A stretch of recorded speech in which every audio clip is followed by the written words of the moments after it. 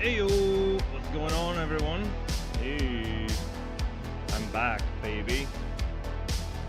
What's up? Hello, everyone. How are you guys doing?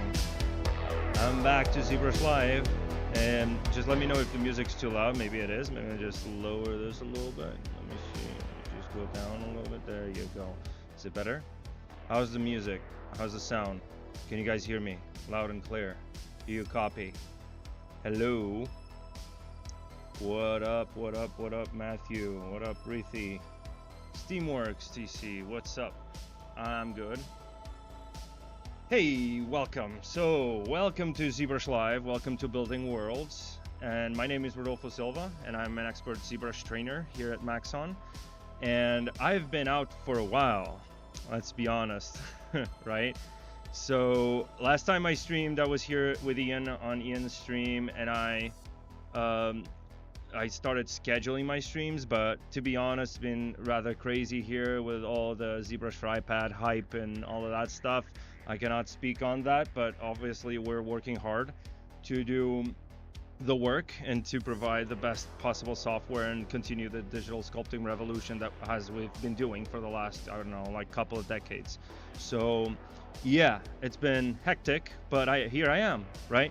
So I wanted to go through and start, and this is what we'll be doing today. Let me just change my screen real quick. And first and foremost, let me just start with some housekeeping over here.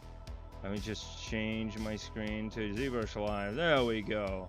So to start off, again, we have a package with Maxon 1 and Substance Painter 3D. Substance 3D, so it includes Substance Painter and Substance Designer. If you guys are interested in that, you can go over there and sign up. It's cheaper to buy them together than separately. And obviously now we have ZBrush Central, and well, we had ZBrush Central for decades as well, but you know what I mean. We have ZBrush Central with the staff picks. So if you want to be included with that, it's a weekly thing. So every week, the ZBrush staff, which has been growing consistently for the last few months, and we pick a lot of, like, we nominate a lot of the artwork that we see here, and at the end of the week we vote on the nominations, and the best one, not the best one, the one that eventually more people liked within the ZBrush team gets picked to be featured on the staff picks. Obviously we have top row as well, so if you don't want to miss that out, just be sure to post on ZBrush Central. ZBrush Central is a forum in essence, right? It is not just a portfolio showcase thing. So obviously for me, in my own, I would wish to see a lot more people posting work in progress shots and work in progress of whatever they're doing in ZBrush on ZBrush Central, because I feel that's also where a lot of the discussion gets started on how did you do this, how did you do that, how did you come up with this or that, did you make an IMM for this, or did you know, and then he gets that conversation going. And obviously a lot of users, new users, like to look at artwork but then sort of try to understand how it was built, right? So this is again what I wanted to mention. Just be sure to post on ZBrush Central and plus whatever other social that you post, but do not neglect ZBrush Central. ZBrush Central is a huge platform, has a lot of traffic, so yeah, just post there.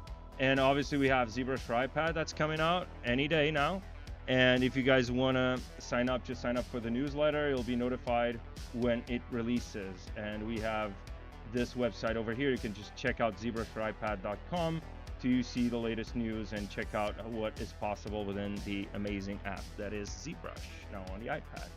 So, and now I want to talk about Z Classroom. If you're new to ZBrush, just go over to Z Classroom. You have an amazing Getting Started series with Anna Carolina that goes through the basics of ZBrush and how to get you started right away and start digital sculpting, right? So if you want to check these out, these are very easy to understand, very straightforward, step by step.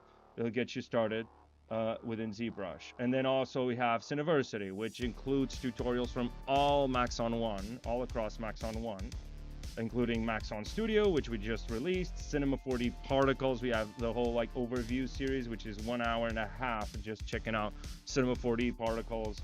It's awesome. Like we have Red Giant, we also have some ZBrush obviously, but I would say just go and check that out if you're interested. Coolio. So what are we going to do today? We are going to build environments because that's what I do. All right, let me just check out the chat before I get started. Can't wait for ZBrush for iPad. Yeah, me too, man. So yeah, that's gonna be amazing, and trust me. Can you share the link for ZBrush and Substance Package again? Yeah, sure. So go to what? Let me see. There you go. Go to maxon.net. I can share it on chat actually. Let me just share that. And whoops, a daisy. Just make sure I copy this right. The struggles of having 3 different keyboard settings. There we go.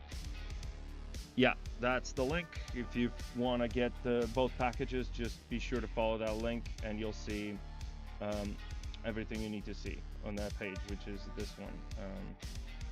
And there we go. Yeah, cool. So I wanted to showcase a few things that I've been working on. Obviously, a lot of the stuff that I've been working on has been well, I don't just sculpt all day, unfortunately, but you know, whenever I can do a lot of sculpting as well for my own pieces and my own personal projects. So last time when I was streaming with Ian, I showcased a piece that is made of trim sheets and titleable textures, and I wanted to go through what is possible with that kind of workflow. If you haven't checked out that stream, be sure to check it out. It's on YouTube. You just go to the live section and then just go scroll down until you find like my stream with Ian, the co-stream. And basically what it does is that you make your own trim sheet starting. You know, you start off with your trim sheets and titleable textures, and then you just basically apply the UVs on top of a very, very basic low polygon mesh. This is obviously super high poly, but it's high poly because I already had a few things here, but I'm gonna show you guys what I mean. So if I go down over here, I think this is the original mesh. So if you look at it, it is technically like super low poly, right? It has a texture applied to it, some UVs overlaid on top of the trim sheet, and the trim sheet is basically this one. Oh my god, my naming conventions are just wonderful. Love it. So yeah, this is the trim sheet, right? So we have this trim sheet. Obviously there's some poly paint over here just to bake in color IDs and then eventually get some variation as we texture this in Substance. So, and then what I do is when I finish up basically baking this and doing all the texturing work that you guys do, like usually, right? When you bake something, we get a flat texture or a set of flat textures, right? And as we do that, then what we do is we make our models and then lay the UVs on top of the trim sheet. So it's the opposite way. There's 2 types of workflows in game art, which is texturing first, then low poly with your UVs on top, and then texturing again, basically, and then engine. And the most basic one, which would be if you're doing unique textures. And for unique textures, obviously you just model the high poly, retopologize UVs, and then bake, right? So, but this is the trim sheet. The other trim sheet I showcased when I was streaming with Ian is this one, I think. Yeah, it's this one. Let me just light boolean this. This is the other. Oh wow, okay. What the heck happened here? Yep, this one got ruined. There used to be a series of bricks here. For some reason, they disappear. Doesn't matter. This is a brick wall over here, but this is basically the trim sheet. And then obviously you get the workflow, and the workflow would be you have a very, very basic model set, sort of like this, right? With UVs already laid out.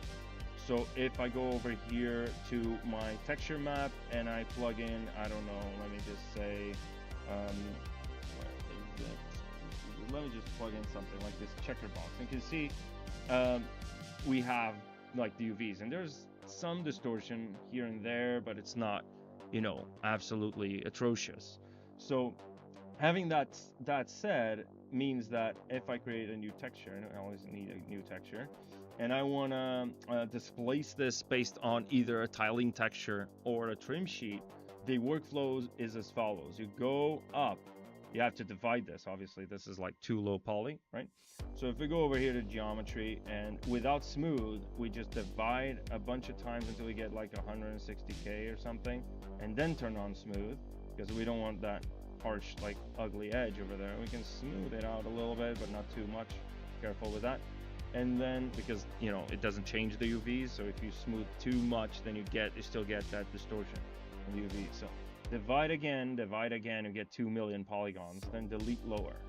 And now as I go down here to displacement map, I have to import. When I bake my textures, I always bake the displacement map as a separate grayscale 16-bit PNG, all right? Separate grayscale texture that I could use in ZBrush. And obviously you need to flip it, or there's a button in ZBrush that allows you to flip. So if we go over here, let me see, we go to source images, we go to tile levels. I think it's around here somewhere. But where, you might ask? Where is it? Oh wow, did I lose it? Maybe I did. I did lose the chairs or whatever. Oh, there it is, the stairs. There you go. So this is a displacement PSD, so we can come over here, and actually we would need to open this up. I think this is flipped. Yep.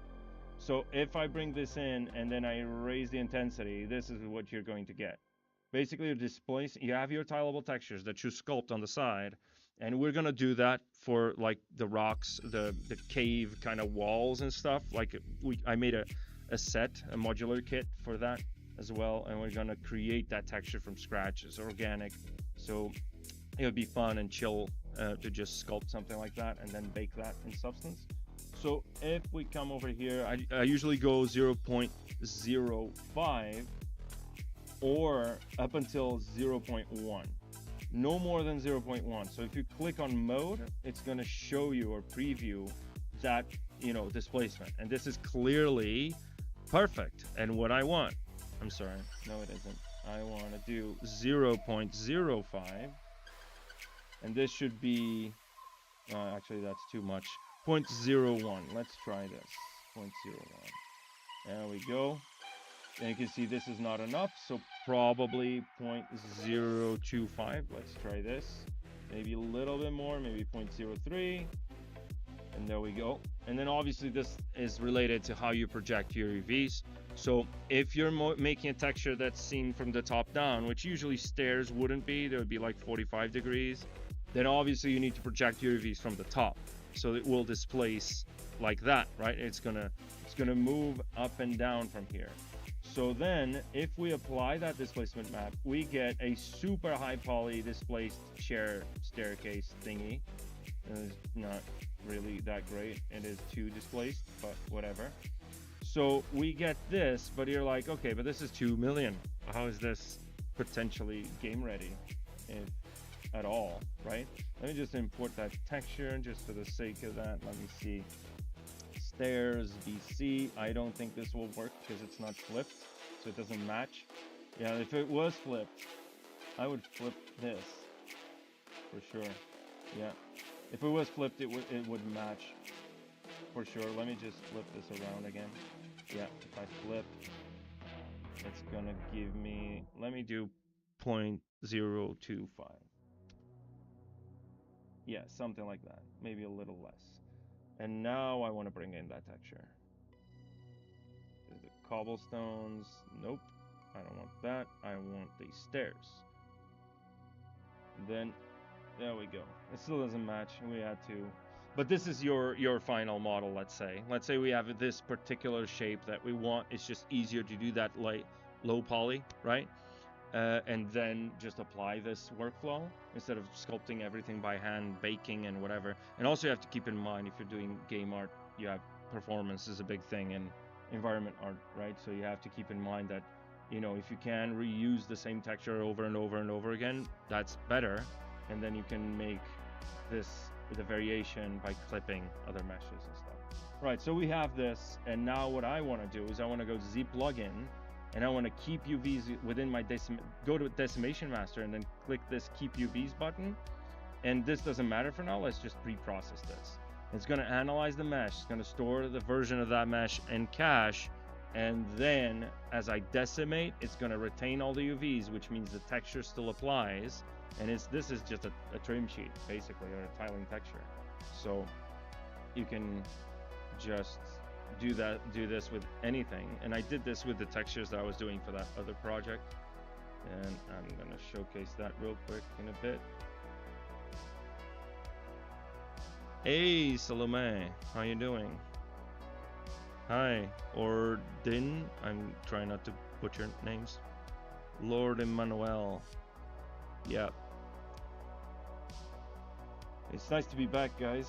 It is nice. So let me just, now that it's done, I can just type in the poly count that I want, like let's say 50K. This is a little high, but decimate, and there you go. Now I need to turn on quick transform, quick 3D edit under transform, because it turned it off when it displaced the mesh. And you can see this is triangulated. It still has that texture and that detail. Maybe this is a little too much. If I check the actual polygons on this for a game environment, this would be total polys 50,000 for staircase. That's not optimal. So maybe I want to change this to like 25K and just click decimate. You don't need to pre-process again. This is better. It is 25,000 polygons, and this is actually very big staircase, so that's fine. It's 50K. Might be LOD 0, and then you can create your LODs. But this is the basic workflow that I do when I'm doing oh, is my voice low? Can you guys hear me all right? Or I can raise it up here in OBS. If yeah, maybe because I need to point my mic. There we go. Point it like that. Is it better? Yeah. All right. So this is just a basic workflow that I basically use for all my modular pieces, anything that's using or reusing textures.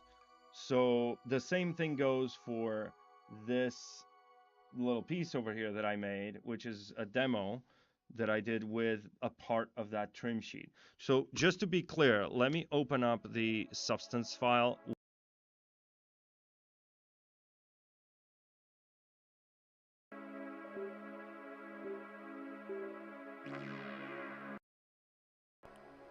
Uh-oh. Am I back? I am back. There you go. Am I back? Hello? Yes. There you go. Voice is okay. Can hear you nice and clear. I don't know. I mean, sometimes when I open Substance, this happens, but you have to keep in mind I have like a ton of software open at the same time. So if I open up, let me just open up this project real quick. Trims texturing. I think this is it.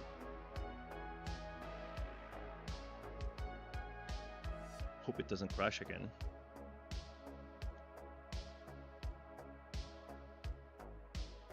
There we go. So these are the tilables that I made for now and for this project, right? So these are bakes from ZBrush to Substance, right? So then you bake it into a plane, and these are technically your flat textures, right? But obviously then we have that juicy, well, not here, under mesh maps, we have that juicy height map over there. And this is what I'm using when I create that displacement within ZBrush, right? So if you look at this, there's obviously two trim sheets and a tileable texture, and the trim sheets are tileable from side to side. You could do it up and down, doesn't matter.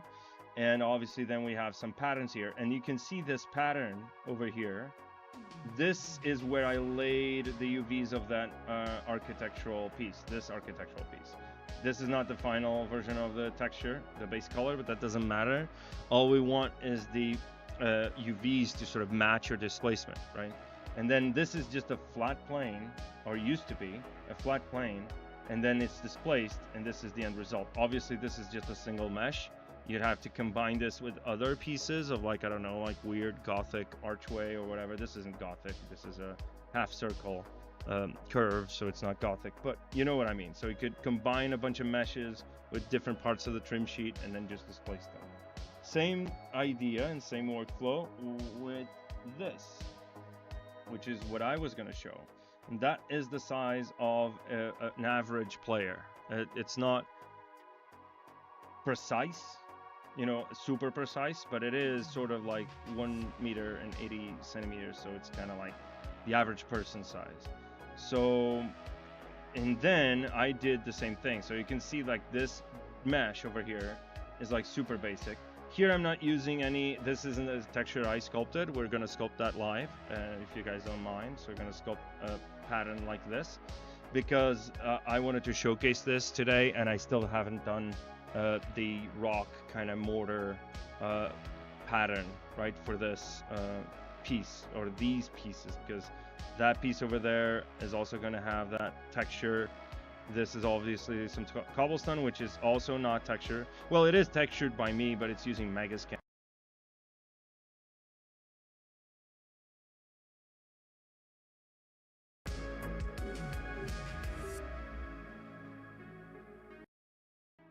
I don't know what's going on, guys. I'm always, you know, freezing. My camera freezes sometimes.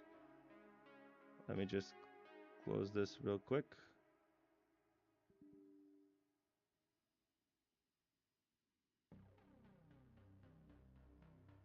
Give me a second.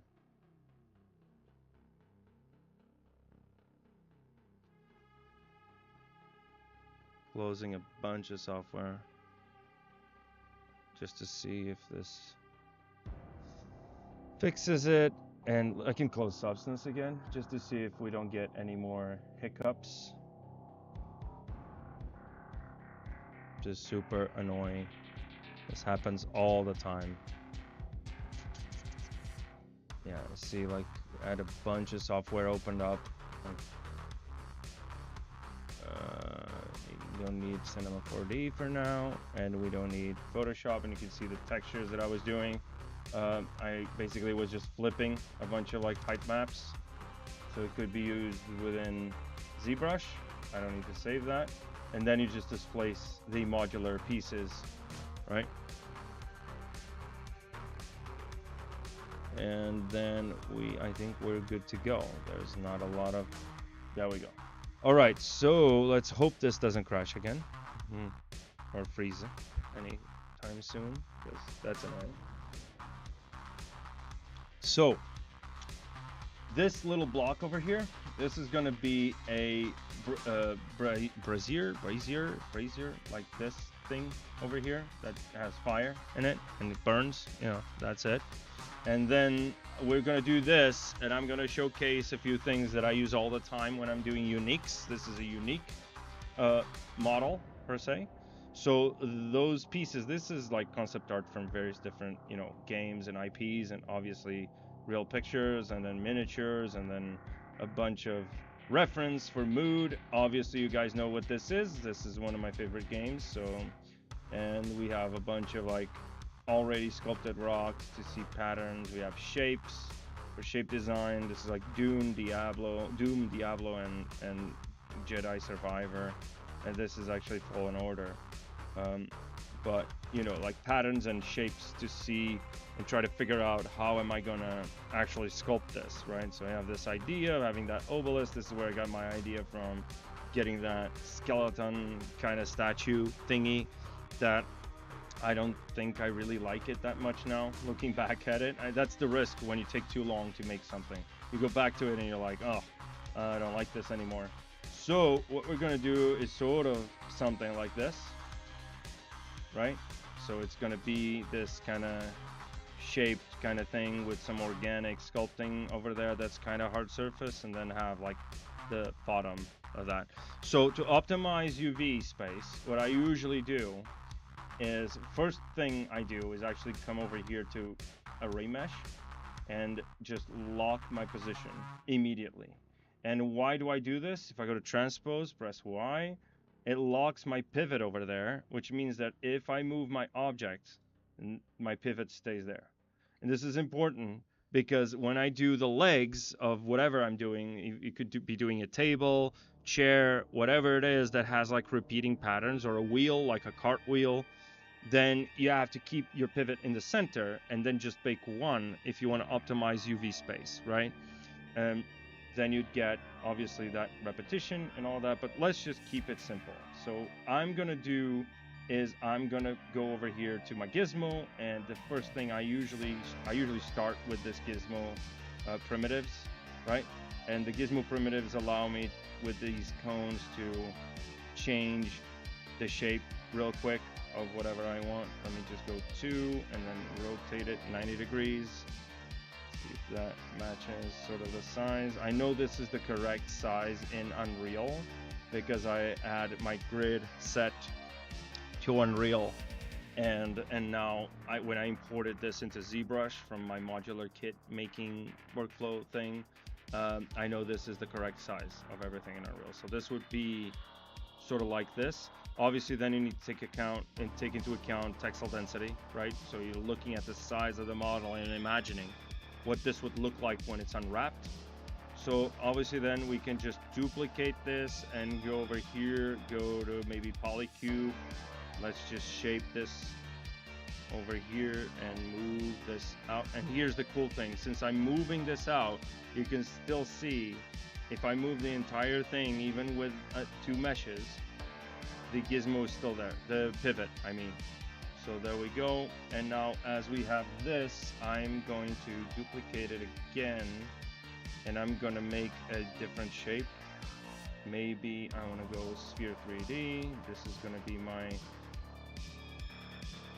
sort of like ornamental head thingy.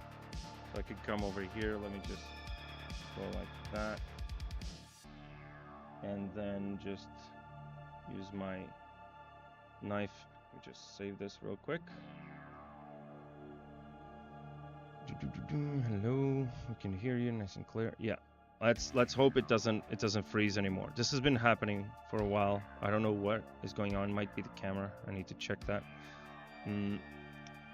Sometimes that happens, but I mean on stream is always, you know, not ideal.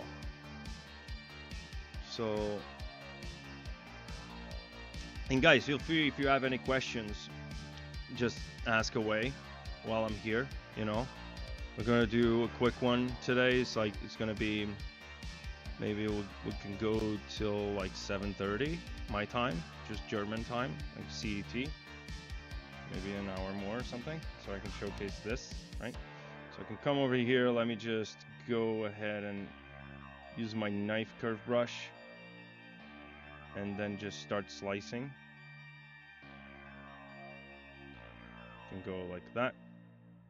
There we go. And then we know this is gonna get eventually sculpted on, so it doesn't matter.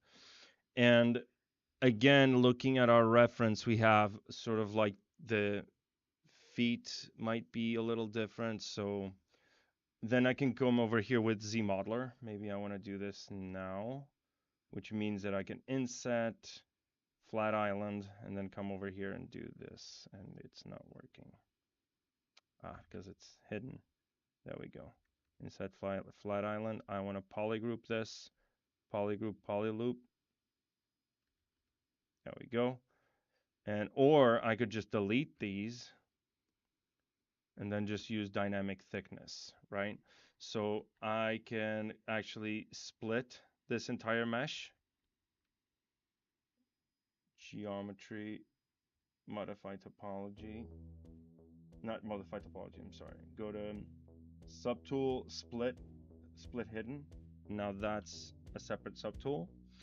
And so for this, what I want to do is I want to go over here. I have just a menu that's not working. I have to go to preferences, config, restore custom UI. There you go. So now I have this, which is like my custom UI thingy.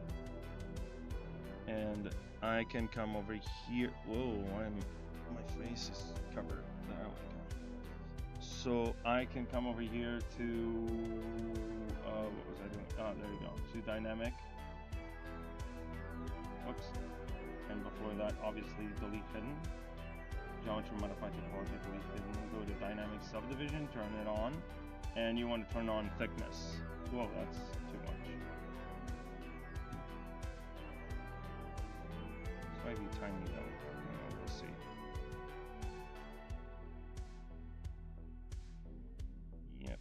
this might be too tiny. You can always scale everything at the end. So there we go. And now that we have this, we want to do this not post subdivision.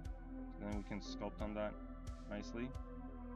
And this will be our bowl brazier bowl thing. So let's try this. We add a few segments over there. This could be less, rather less.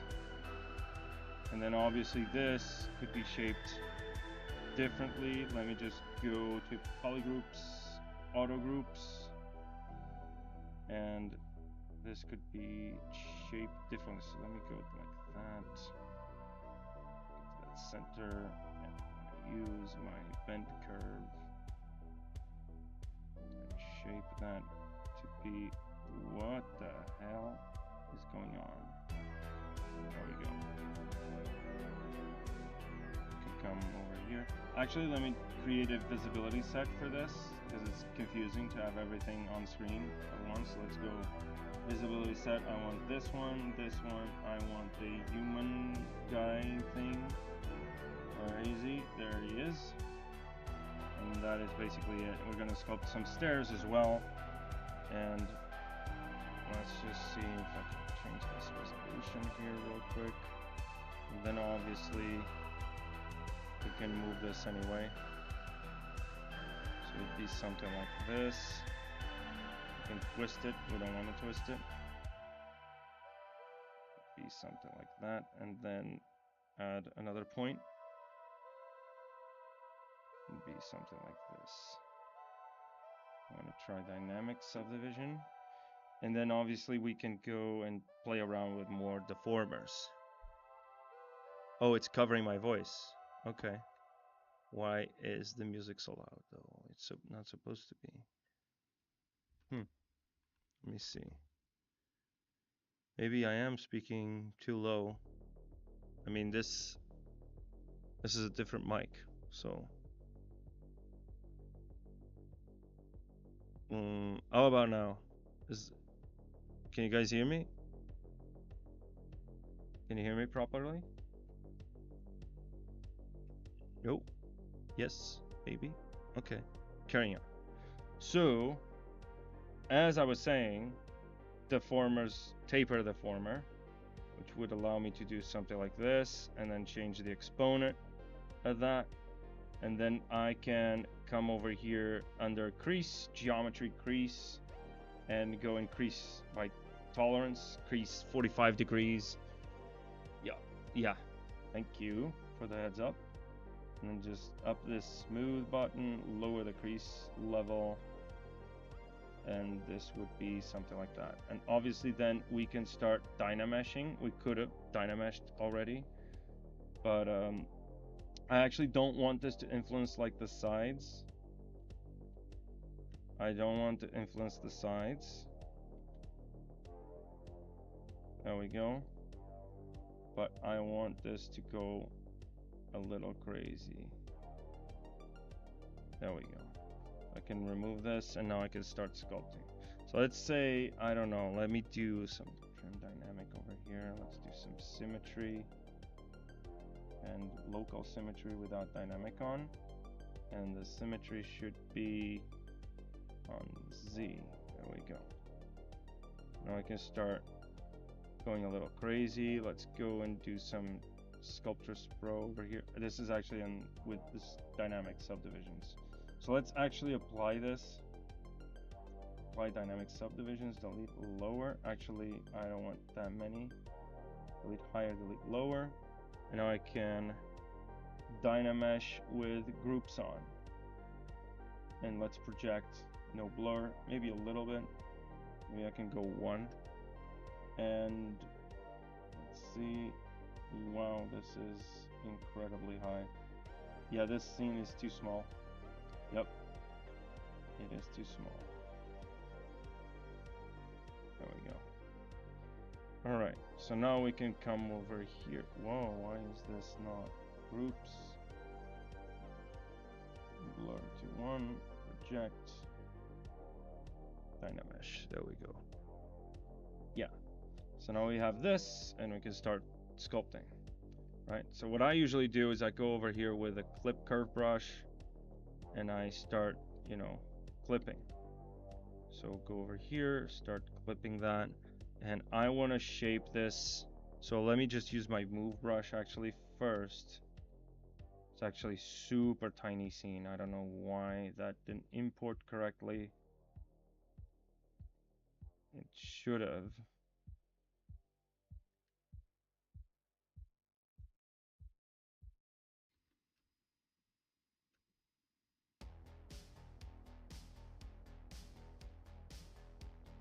Let's see, intensity up to 100.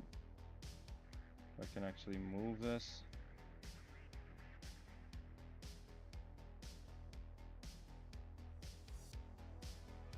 We do move infinite depth.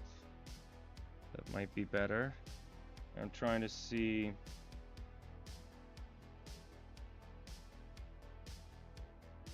if I can just shape this a little better. Let me do move topological. Just push this in, sort of like that. And then obviously we'd want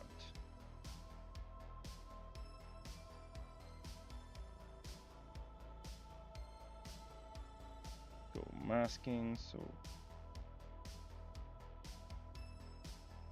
start sculpting.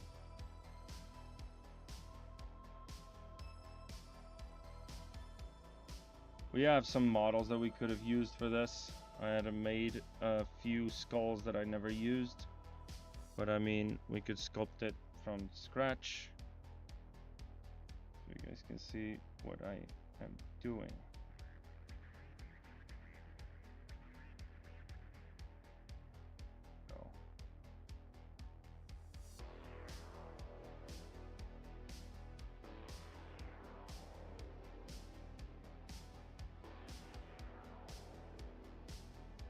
And let's see how this fades into that shape.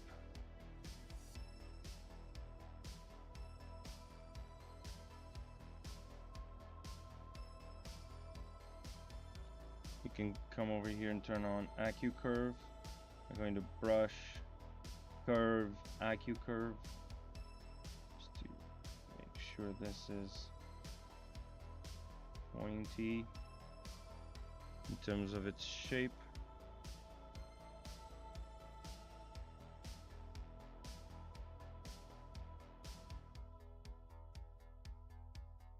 So we can try to move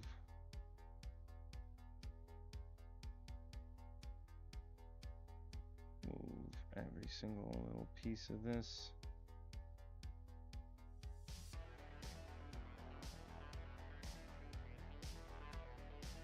Trying to create some pinches over there. Obviously this isn't, this should be thinner, kind of like that.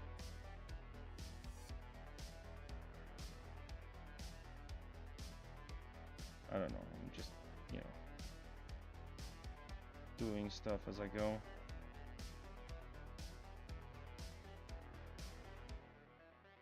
You see this makes no sense. Read Dynamesh.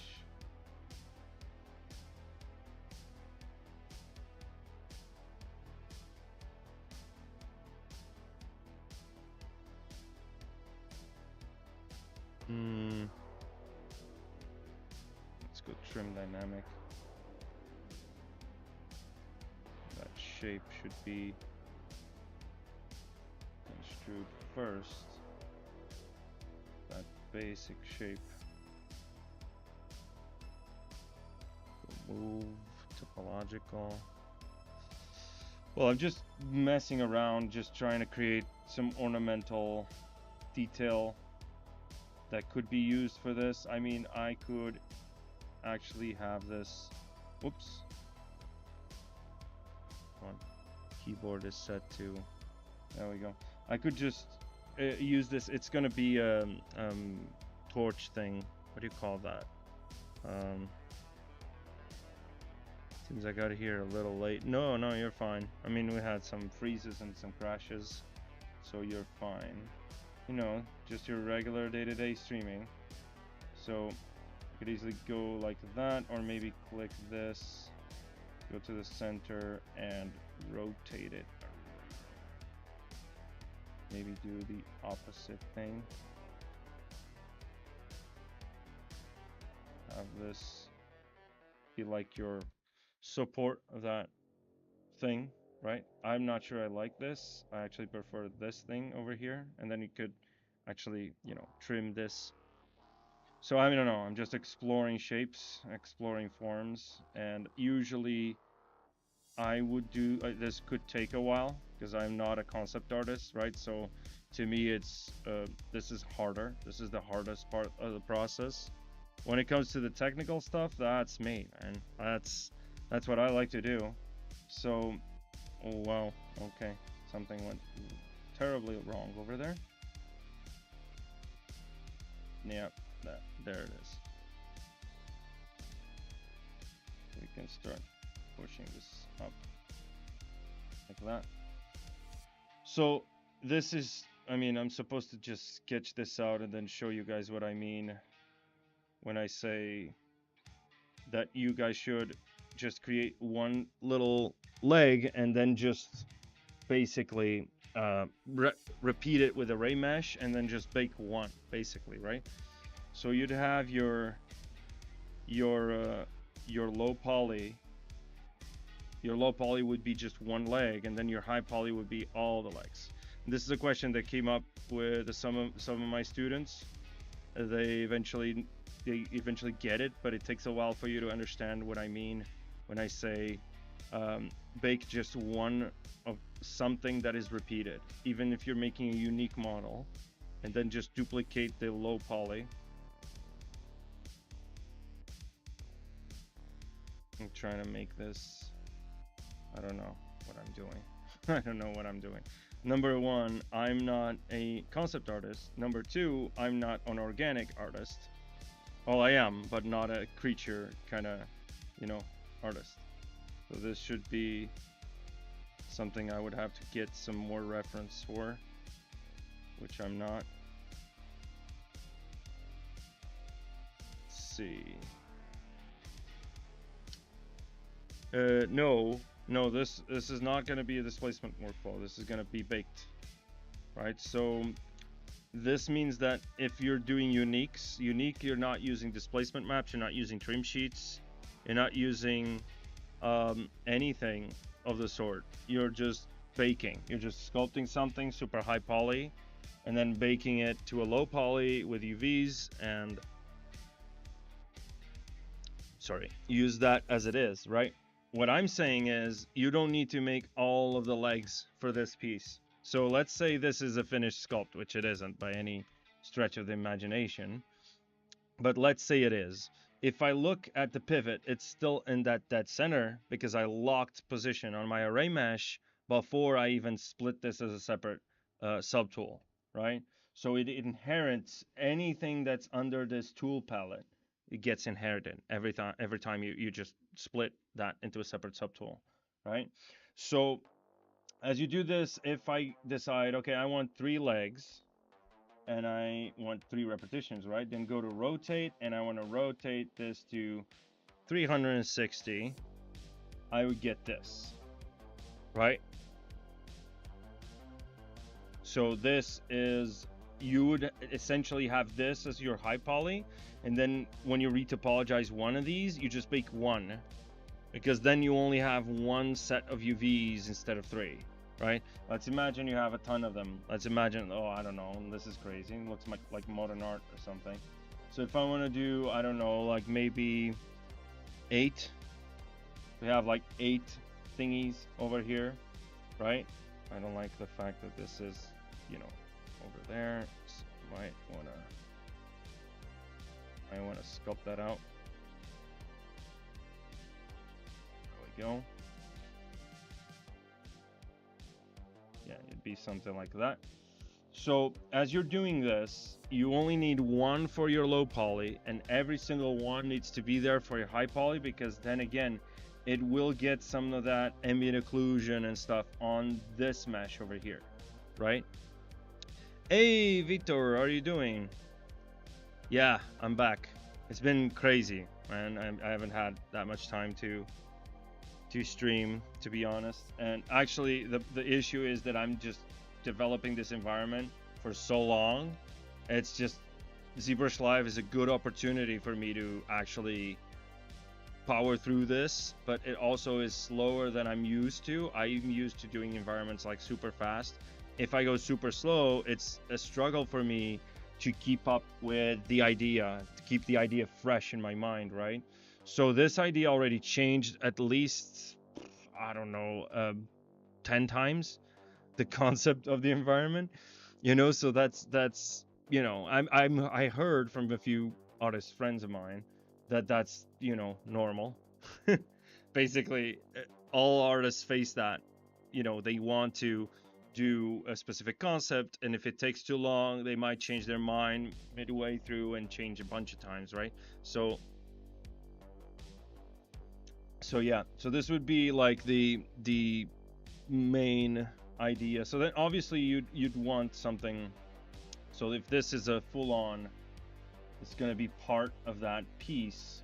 Maybe I want that to be visible just for the sake of I need to see the context upon which this is going to be fit in, right? So let's say 2 of these or 3 of these are actually going to be a little different. They're going to be shaped in a way that they're going to grab this, or they're going to grab that bridge over there. Let me just get that bridge. Where is the bridge? Staircase, that's a different story.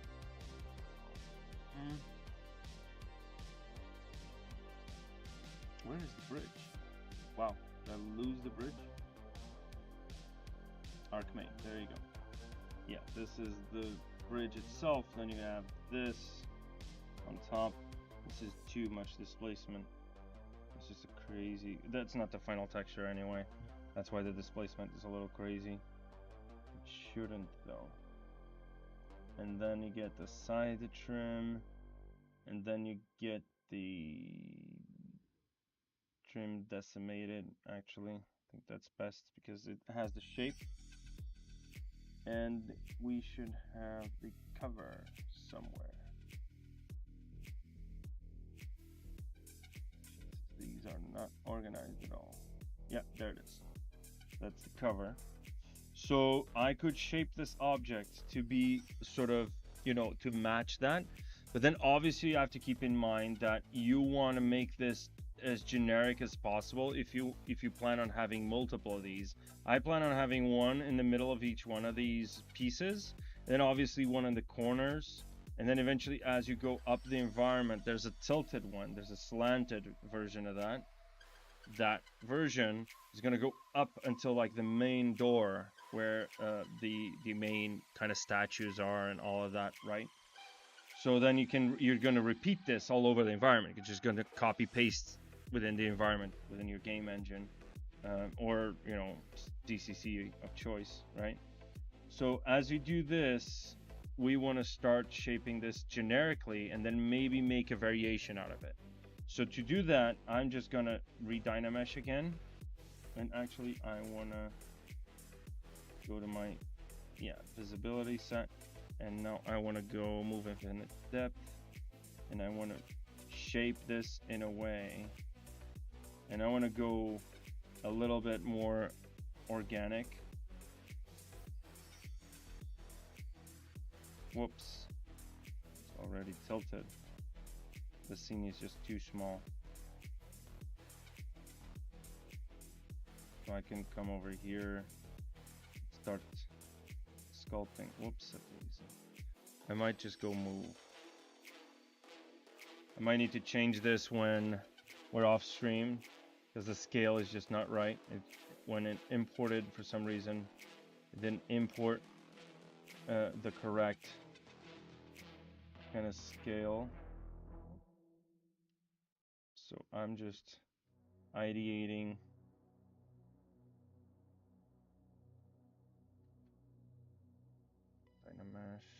go. Let's inflate this just to make sure that Dynamesh doesn't go crazy on me. We could also just go over it with Sculptris Pro and just make sure this is properly, you know, closed. Remove that little geometry over there. We can mirror this anyway, just mirror that. Mirror the opposite way. Wow, that's crazy. It's mirrored in the Z-axis actually. Let's do dynamic and try mirroring that way. There we go. And just smooth that out. And now as we have this, I'm gonna clip that. Dynamesh. Now I'm gonna go and start shaping up that form.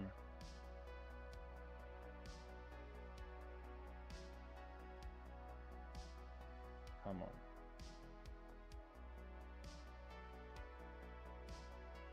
Trying to look at that silhouette over there. So I would want something like that. And maybe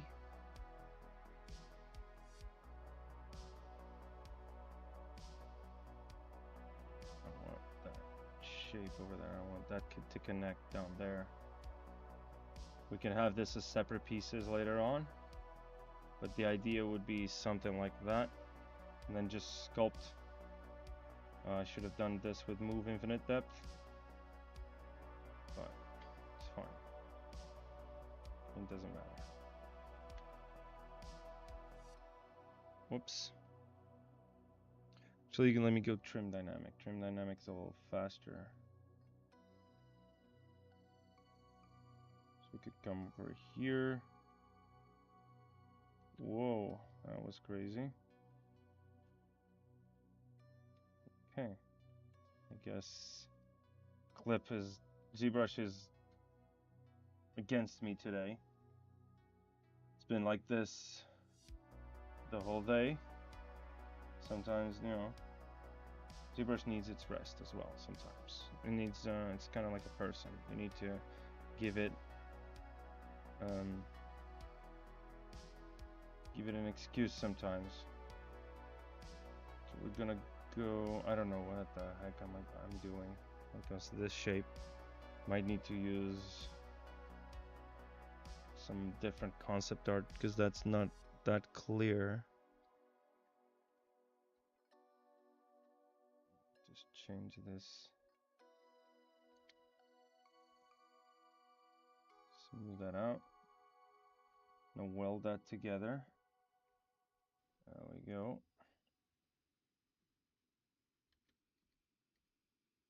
Turning off Sculptris Pro for a second. Eventually I wanna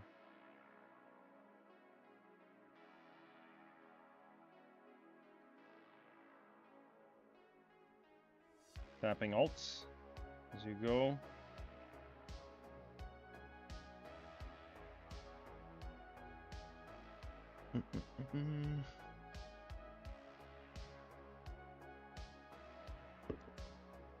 Yeah, usually you'd go for like, I'm gonna exemplify this in something a little simpler so we don't waste a lot of time with this. Again, as I told you, I don't plan on going like overboard with this stream, but let me just duplicate this and I'm gonna change this to like a very basic, come on. I'm gonna change this to a very basic cube. And I don't want any subdivisions for now. And I can come down like that. Maybe I want to go a little higher. And then change this size over there. Rotate it. And again, it's still inherited the pivot, right? So the pivot's still there. And as you can see, we have sort of that repeating pattern. And we can even raise this a little bit. So we can come over here to array mesh and just go maybe have 12 of these, something like that. Then come to our Z modeler, and I want to add some divisions to this. So insert multiple edge loops, keep polygroup. I don't need different polygroups for this, and then just, whoops, and then just add a few divisions, kind of like that. And scale this up, and then use our taper this down. I don't want to taper on that. Actually, before you use any deformer, make sure you turn off your array mesh, click that deformer, and then turn it back on, because it has a hard time reading that individual model. So you have to turn this on and then turn on array. And now we can start tapering down, bring this down, and I don't want to influence the thickness. I just want to have that particular shape with a different exponent, sort of like that. I'm gonna have some dynamic subdivisions. We're going to dynamic subdivision, and actually not dynamic. I want to crease this first. I don't know. It looks great. I don't know. I mean, come on. Crease. There we go. Now I want to accept this. I'm going to accept just because I want to see if it doesn't conflict with the creasing menu, and then just go over here to bend curve and start pushing and pulling and creating that shape that we want, sort of like that, right? Imagine something like that as a brazier thing. Then obviously, as you get this, obviously this is too much. Let me just go for 3 for now. And this doesn't matter if it's looking great or not, because we can sculpt this as we go. So we have 3 of them, right? And as we have 3 of them, we have also that little piece over there, which help with the concept. Let me see. All right, there we go. So then we can make some trims over here. Can use our topology brush over here. So let me first and foremost go to our dynamic and apply this, and I want to go to my topology brush, and I want to do that over here. Or actually, I want to go to Z modeler. I might do that in one of these little pieces. Yeah, but this is not a good representation of that. Let me just try something. I'm gonna go to this edge before we apply the dynamics. Actually, I want to go to this edge, and I want to inset edge loop partial, and I want to inset, yeah, that's fine. So I want to do that. Whoops. I want to go default equidistant. I want a legacy. Whoops. Let's see if this works. Sort of. It's not really what I wanted, but it's fine. We could also just apply this, delete lower, and then go with our slice curve. Press and hold Control Shift and tap and hold spacebar, and we get this B radius thing. And we could have something like that, maybe smaller brush size, something like that. That's cool. And now we want to grab that little section and reverse, and then I want to go subtool, split, hidden, and then Control Z, because I don't want that in my final piece. All I want is to have that copy geometry over there. And as we have this little piece, which we could use to frame this entire thing, we are gonna ZBrush this.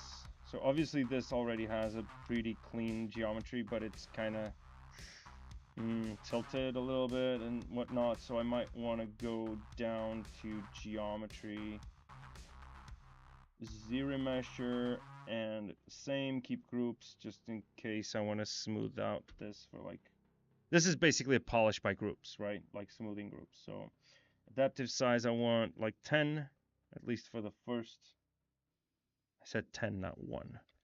10 for the first one, first try. And let's do ZBrush.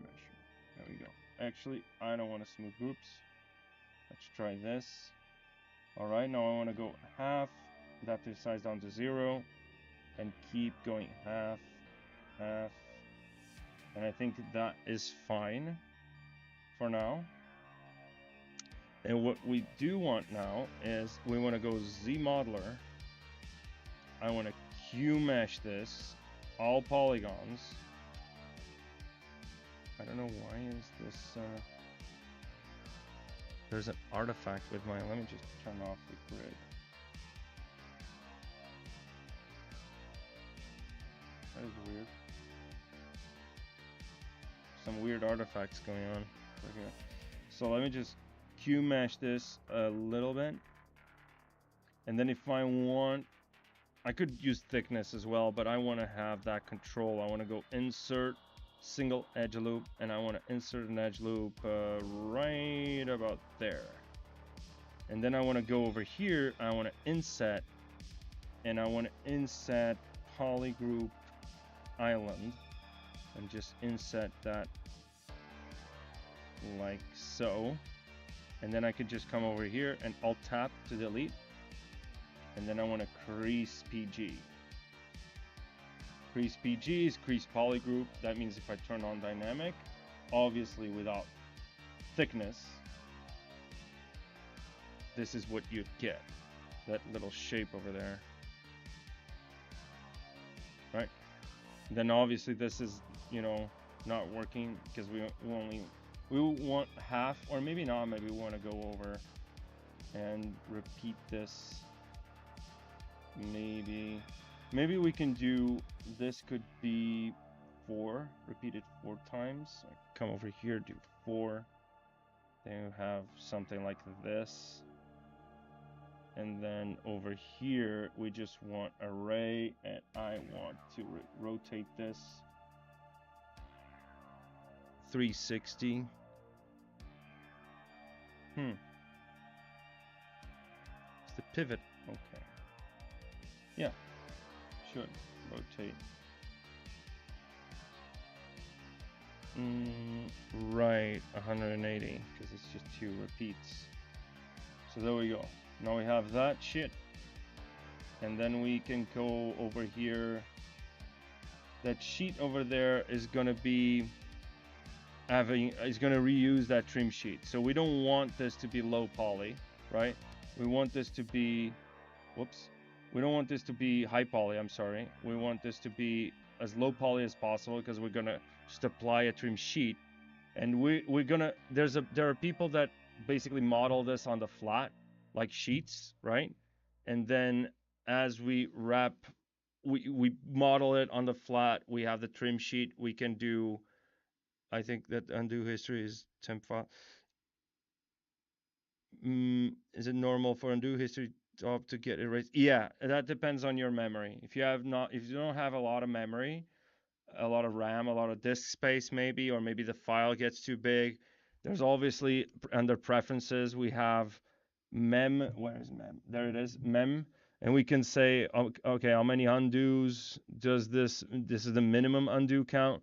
So obviously when it deletes, it retains like 4 undos for the whole tool. That's a tool setting, not a subtool.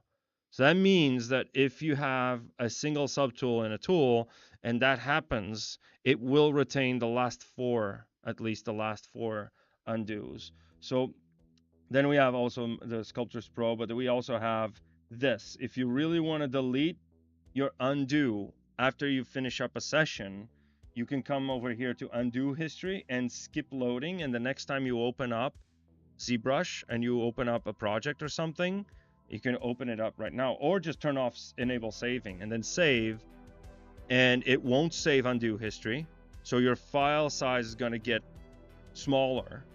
And then obviously, as you load it, you have new undo history that you're going to, you know, add to it once we start, you know, keep sculpting. So I usually keep this on just for the sake of it. Optimize is always a good idea to optimize the files, because otherwise they can get, you know, pretty big pretty soon. So we have that sheet over there, and then we need another one over here. I mean, we could keep sculpting. So the idea is this would be our high poly, let's say. Imagine this could be using a trim sheet, or maybe not. Maybe I can sculpt that by hand. I mean, depends. Like, this is already, like, if you imagine the UVs on this would already be pretty close to fitting an entire 0 to 1 square, right? And that is because it's not only the size of the model, but it's also the amount of models that you're trying to pack into a single UV map, right? Into a single texture map, or a single texture set, right? So as we have this, then we could have a variation of that leg, just that leg, and then obviously we could maybe have this be a little smaller. I feel like that is just too big. Turn this off. Why are those polygroups kind of like that? There we go. Like that. That was when I started using Sculptris Pro, sometimes it messes up your polygroups, but that's absolutely fine when you're just concepting out ideas. So I want to do something like this. Also, another good practice is to lock size as well, because if we start changing this, oh, this is actually not changing. Yeah, because we're not moving, so we're rotating. Rotation is fine. But if we decided to start offsetting the array and we didn't have lock size, and then we change the size of it, obviously it's going to look at that gap between the objects. So if you lock the size, they're going to clip if we start going like that, right? We don't lock the size, and then if we had an offset and not just a rotate, it would try to retain that gap between the objects, right? So let's lock this size, and this is going to be our gap, right? So as we do this or whatever, then obviously this is gonna be a little different. Let me just go like that. Yeah, this looks better. It's just smaller. It looked like too overwhelming. We wanna focus on the actual flames and all of that. We don't want to detract that attention. So maybe we want something like this. Then I want to make this look like it's kind of hard surface. So we gonna go H polish, and the thing is about array mesh is that you can just go like that. Maybe do some dem standard.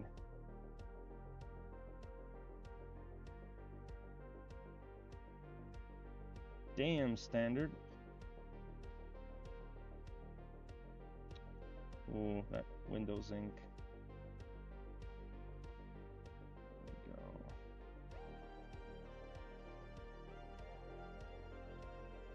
Looks like a weird frog thing. I don't know what this looks like.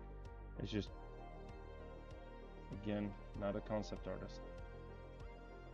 We want to go and emphasize with Alt key, emphasize some shapes.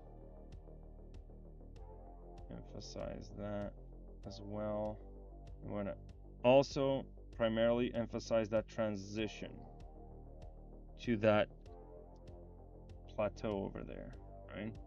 So we want to go maybe like that. Maybe we want to keep pushing those polys.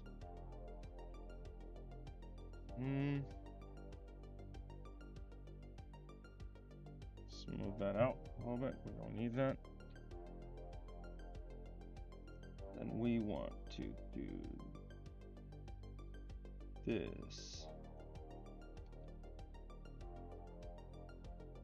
Oh, there we go. I don't know, still looks weird to me. Just planning out that shape over there. Maybe I want to get rid of that weirdness over there. Actually, I can just do this and Dynamesh everything together. I don't know what happened over here, but for some reason Dynamesh is not projecting. Is it? No. Ah, there you go. Maybe it was the array.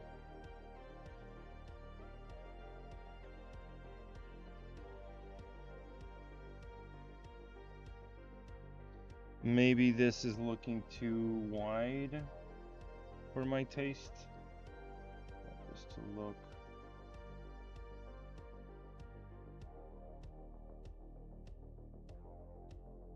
Know why this looks like kind of a weird dinosaur shape. It's because of this little fin over there, which we don't need.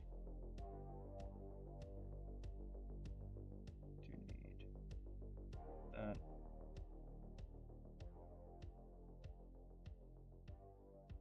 This is looking so weird. I don't know what I'm doing. We could easily use one of those other assets. Let me just load a tool. Skulls. Let me just look at that and maybe keep everything consistent. Links for they've got to go up the stream. Thank you for stopping by, man. Yeah, if you have any questions, again, I'm gonna do a shameless plug.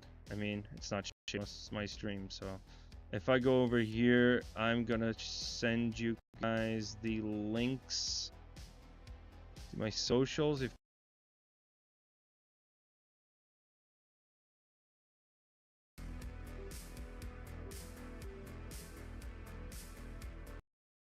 it was going so well. There we go again. It's loading the tool. Yeah, I'm gonna use that idea. These shapes in a sense, because I want to keep everything kind of consistent, right? So maybe I'm gonna use this one, but you know, it's just, it looks too Doom. Not that that's a bad thing. I love Doom. Doom is probably one of my favorite games of all time. So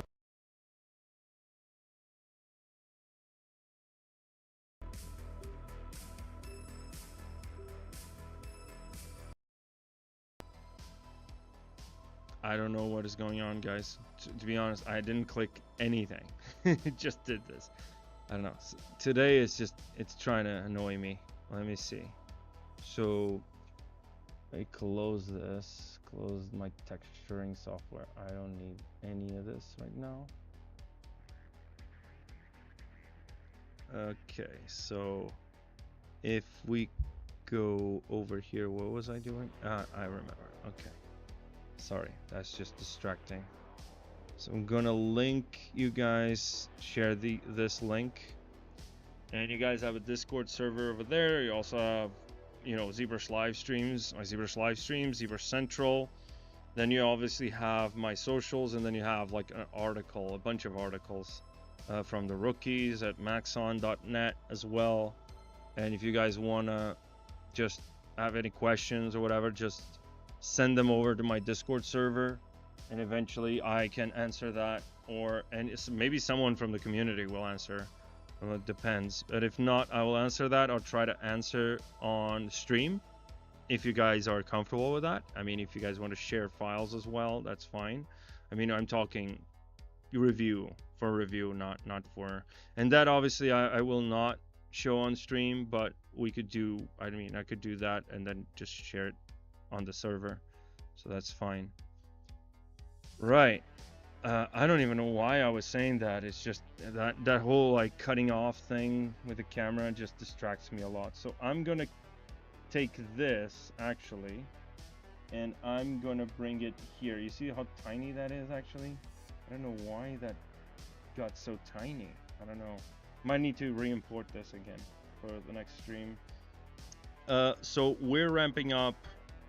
We're coming to the end of the year. We're piling up on work at Maxon, so I can't promise that I'll stream next week. Eventually next month I'll schedule 2 streams instead of just 1. That would be a start, right? So 2 streams a month. and then eventually we can come back, ease in back to our regular schedule last year, which was once a week, every 2 weeks maybe, on busier times. You know, I was freelancing last year, so it was easier for me to just, you know, push around schedules, and now it's a little different. So let me just go back here and import that so you can see what I mean when I say the scale isn't right. So I don't know if you can see that skull. Of course you can't, because it's huge. Oh no, it's big. It's small, actually.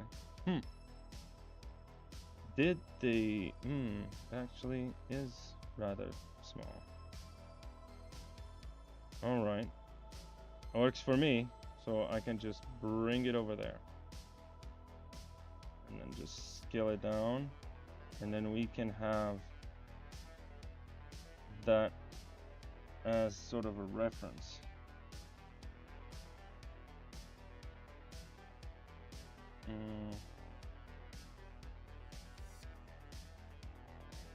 I actually prefer the simpleness of that design, that shape, just some curves and that's it. This is just too noisy. It's too Doom again to make sense. So maybe I'll just ditch that idea. Leave it there, just because. Let's push this out of the way. Over here. Dynamics turned off. There it is. This is why.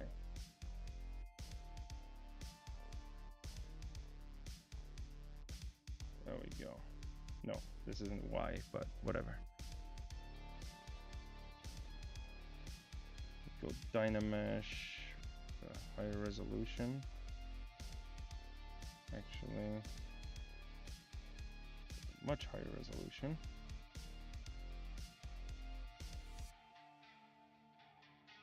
Yeah, this is just not, I don't know why this is happening. I mean, every time I import, it's related to the size for sure. There's a size slider over here that I need to rework.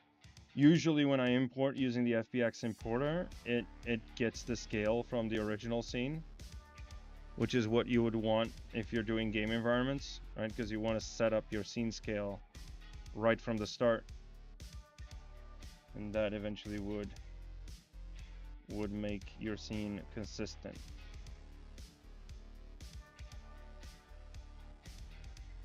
There we go. We have that. And then we could go damn standard. Damn standard.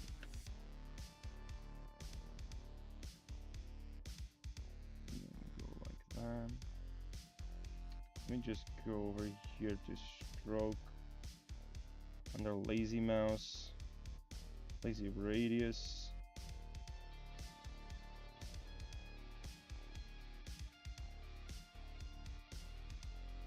Do the same thing over here.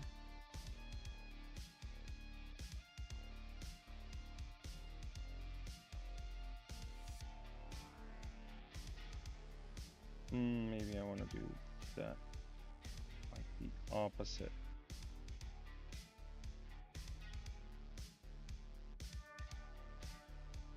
Come on, why did it decide to autosave now?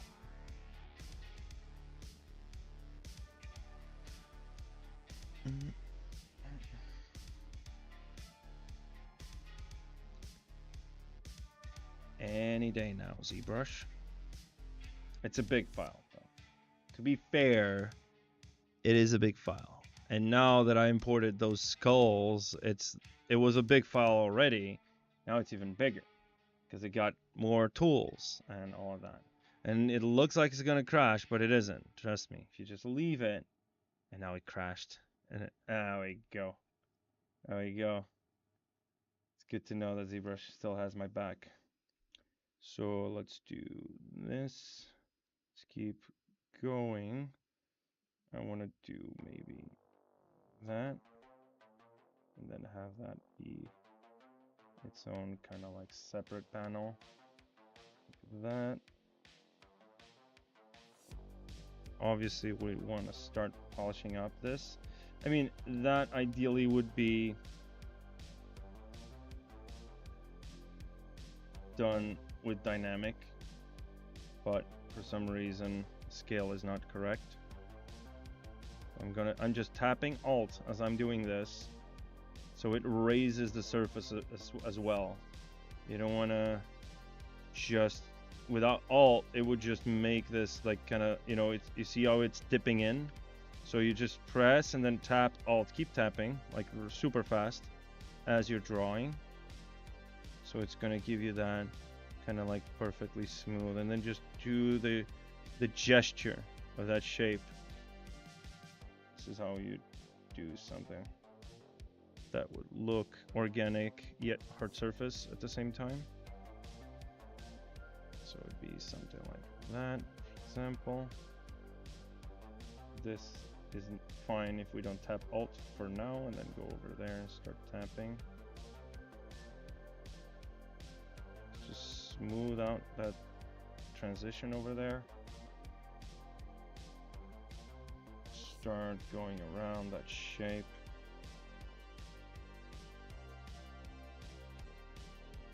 That shape over there as well.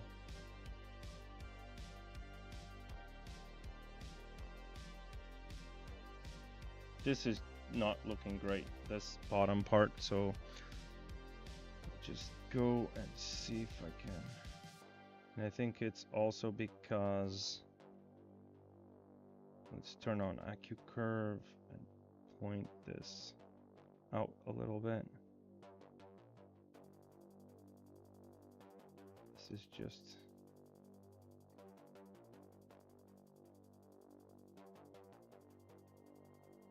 pushing some of these points, and I want to push these down like so. Push this like that. I want them to make like a point, come to a point. That's what AccuCurve does. So obviously I wasn't looking from the side, which is a big mistake.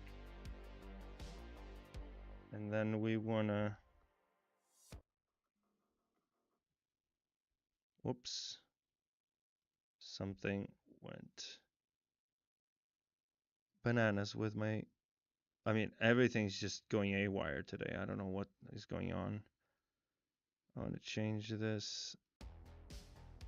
There we go. The music just suddenly started playing from my phone.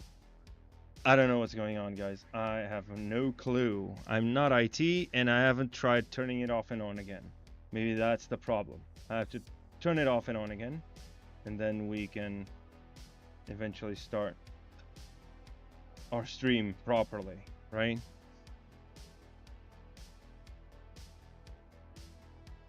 So let me just see if I can shape this differently.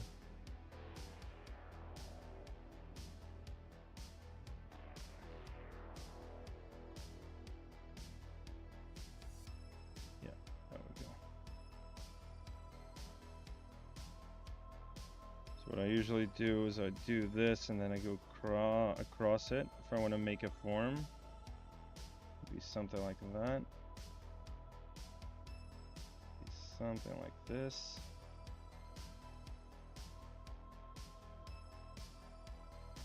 Be something like that. I don't know. Again.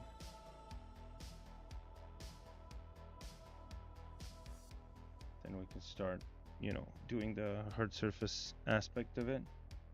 Just go and push.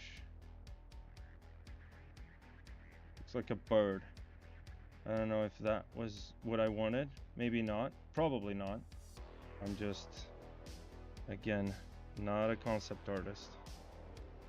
Flip curve. Whoops, a daisy. That is very, very strange. Okay. So work like that. There we go. There's a symmetry. Making it go crazy. So maybe I can do snake hook. Yes, I don't care about that message because it refers to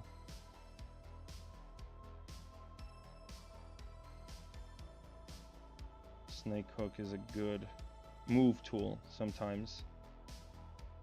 Now this does look like a bird or something. I don't know. The point is you'd wanna simplify a lot of these shapes, right? So I want to do that. And this doesn't look good. Then it's a balance, right, between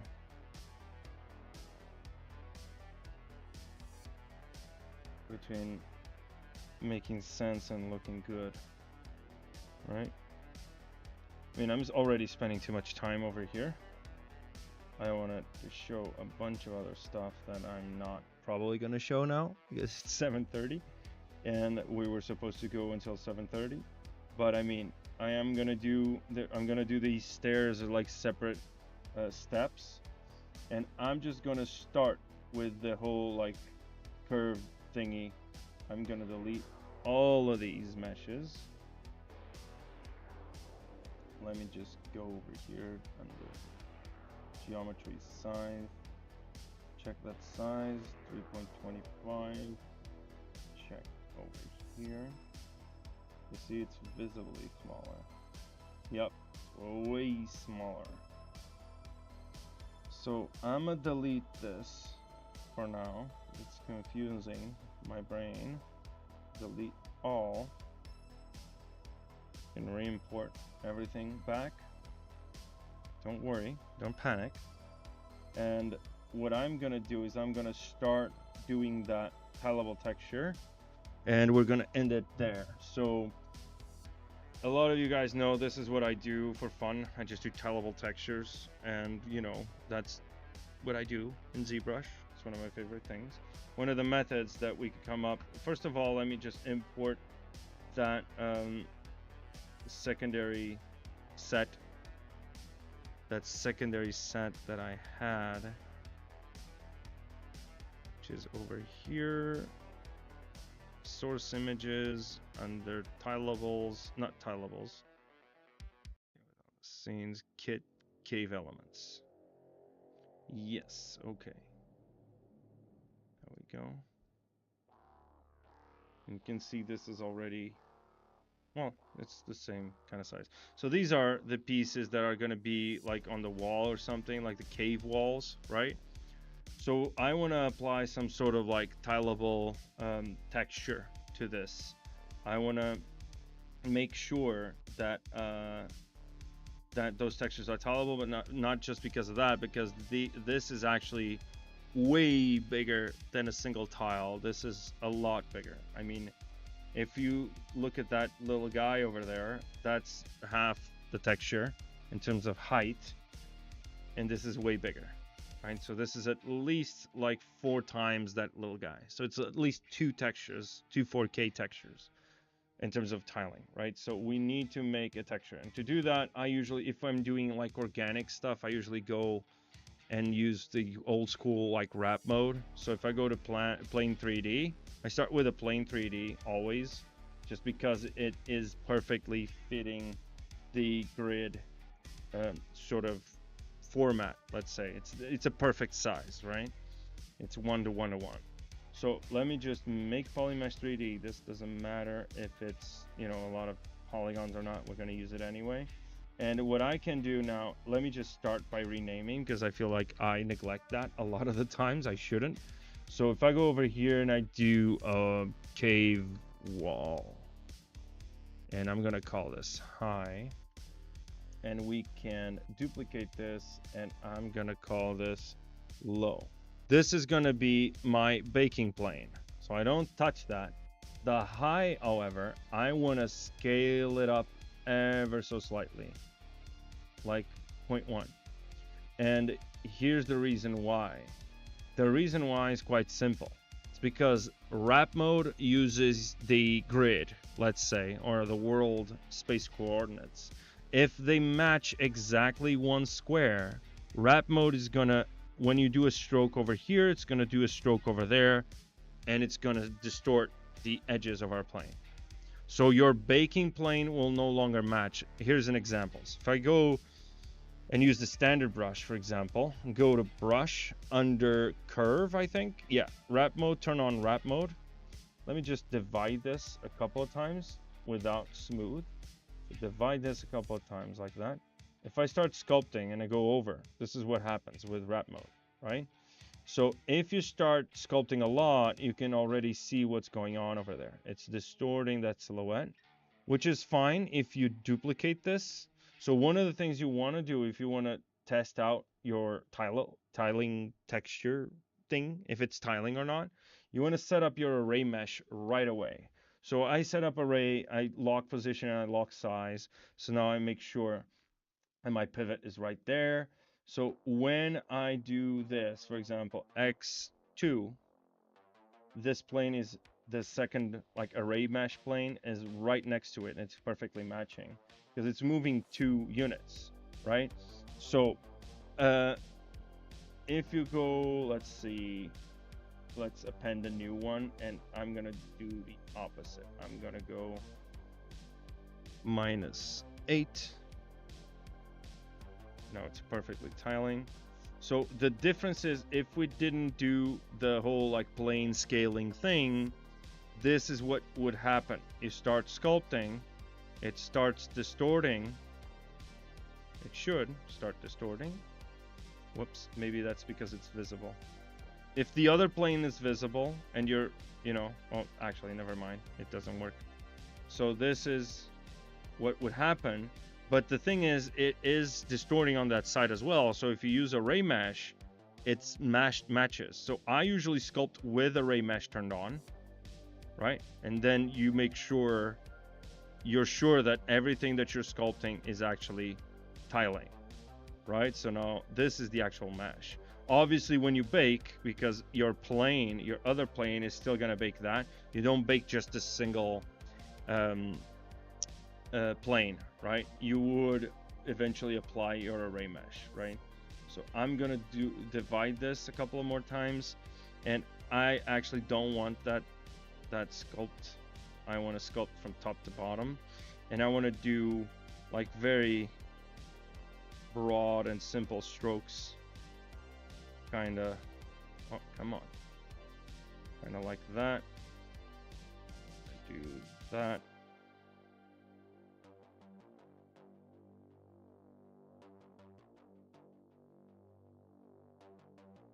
I'm just doing that little flow because I want that cave wall to be going up and down. I want that cave wall, like the base shape should be something very, very simple, very loose. Kind of looks like cloth or something. Turn this on, and actually I want to append a new one, and I want to do the same thing, but for the bottom, I'm going to go 4. Turn off the floor, and you can see how it's tiling. Really looks like a drapery or something. Then I want to append another one, and I want to go the opposite way, -8. So now we can actually sculpt on the tiling texture. Let me just go clay, go crazy with this clay. Oh, actually, don't forget, wrap mode is a setting for each brush, so you have to do this every time you change it to another brush, or just save it as the default if you feel like that's the way you're going to use most brushes for texturing. All right, there we go. I just use these. I use the orb cracks a lot, so I can start planning out again. Wrap mode.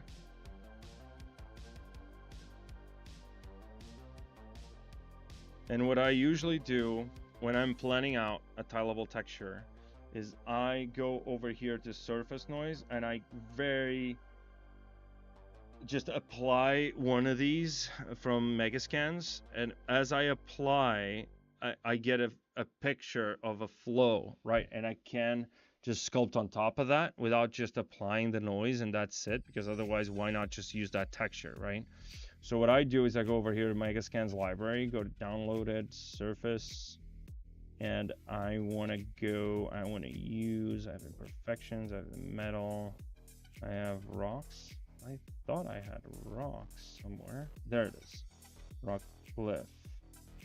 Nope, not that one. I change this to like large icons. Rock cliff. Maybe this one. Nope, it's not it. I think it was called rock jagged. Let me think. No. Maybe this. Nope. Still not. Rock mossy. Maybe we could use this. So I could come over here, use this EXR. And let me just up this alpha scale and increase the strength. Alpha scale should be set at 1. No basic noise, strength. And this is technically your. So this noise scale could be set to 3. And we don't want this to be relative. Let's keep this at 1. And we want to mix some basic noise. But I want to minimize, and then I want to tweak that curve over there. So I need to have something like that. Up that scale. Actually, I want the maximum or multiplier. Yeah, maybe multiplier. So it'd be something like that. And then obviously I'm not going to apply this noise because I don't want just a flat texture over there. So I can start, what I can start to do is actually go like that. Or we could use spotlight as well to just, we could also just use mask by noise and then just go be to standard and go like turn on a wrap mode and then just raise the brush size and go. Let me just blur this texture a little bit and then just do this ever so slightly. And now we can come over here with our cracks, orb cracks. Let's start cracking it. I know, bad jokes. Let's do that. Then I want to do the same kind of design over there. I want to make sure that these are overlapping.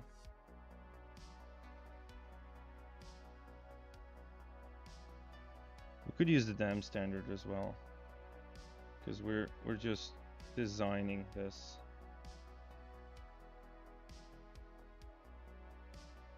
Press 1 key to repeat. It's the Alt.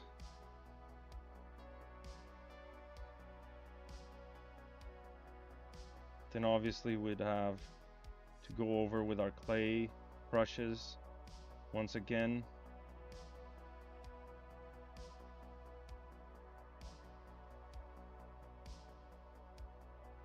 And we can start seeing some of this come together slowly, but you can see that those apparently random strokes I did in the beginning were not so random at all.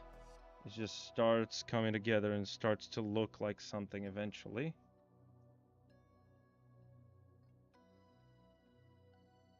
I don't want any like super straight lines. That's not how it works in nature. Uh-oh, I don't have rep mode. Yep, it's no longer tileable. I have to maintain that tileableness.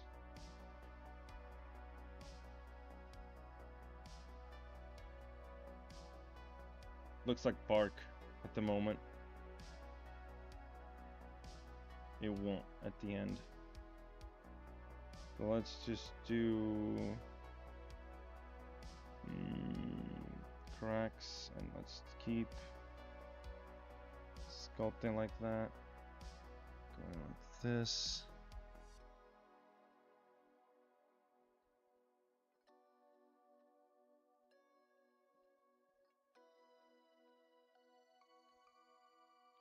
I want to do like just some patterns over there, and then we could run, let me see if this works though. We could run a clay polish. Does it work? Nope. Clay polish does it to the edges. Or we could mask. If you go to mask, where is masking? Let's go to mask border, and then I'm gonna grow that mask a little bit, and now I'm gonna clay polish. There we go. Now we have a better kinda just run through this with our standard brush with wrap mode. Yep, sure you have wrap mode. So smooth it out and keep on sculpting. So, but you see what I'm doing, right? I'm just sculpting in these shapes, making sure that the repeatedness of that is not too obvious, even though we're never gonna be able to get away with something that's like completely like, you'd notice the repetition at a certain point, especially if you repeat it a lot like this. The more you repeat it, the more obvious. Like I can see there that is not like, that is a thing that you see repeated over and over and over again. So I don't want that. So I can just come over here with the clay build-up brush and just start, you know,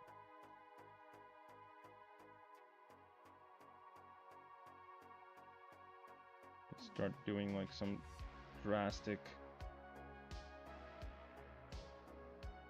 kind of shape design. One other thing that you can do, and this is something I found really, really cool, is we could just append another object, like a cube, for example. Then you can see the cube matches that precisely. And let me just go like that. I don't need this to be super crazy detailed. Let's just Dynamesh this, put this over here on the top, duplicate that, put it on the bottom. And what I am gonna do is I am going to collide something against my texture. So for example, if I want striations or something over there, what I could do is I could come over here,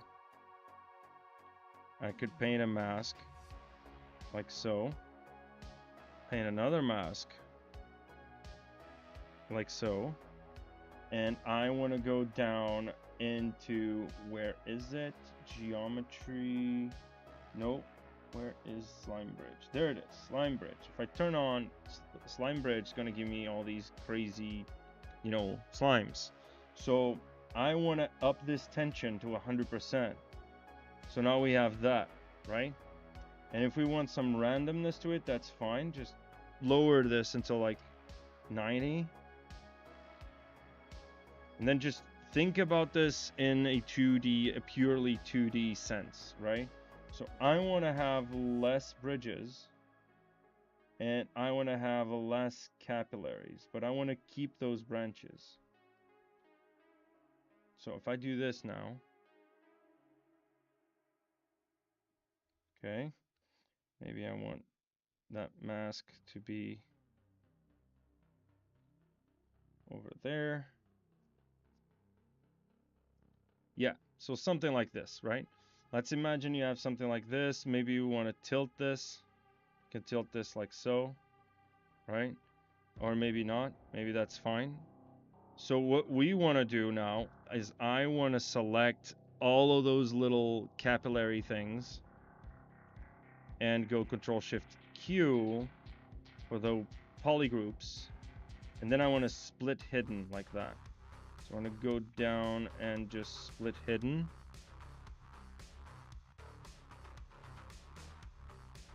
And as I'm doing this, I want to use this, and I'm gonna close holes on that subtool. So geometry, modify topology, close holes.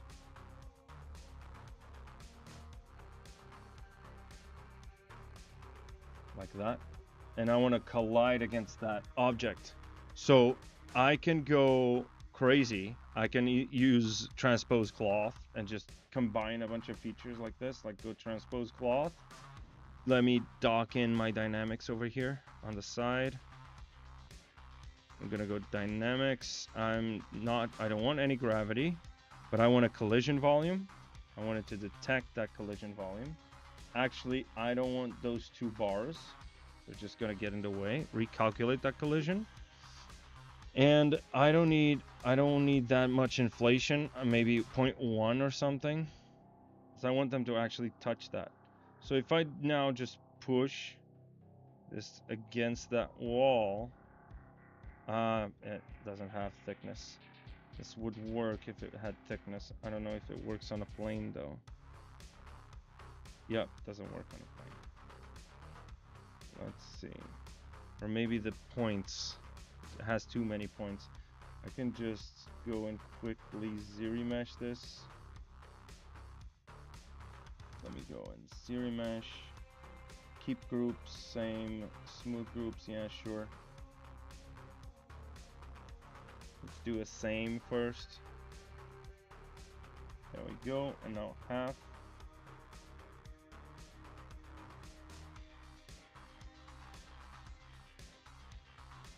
There we go, half again.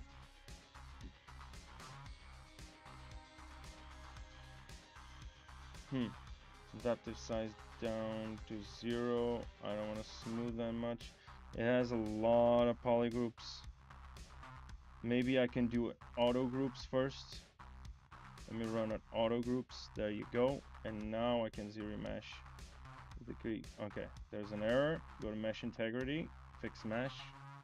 There you go. And now it works.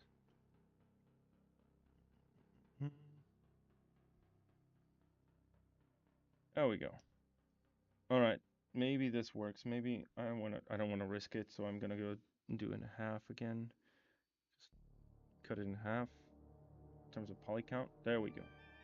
So now that we have this, I can go like that and then just collide. Does it work? Nope, it has half thickness, basically. So what I can do is I can duplicate this, and this one I'm gonna close holes. I'm just gonna go. Actually, I can mask the border of this. I delete lower. Go to masking, mask by feature border. Invert that, control and drag that. Did it extrude anything? No.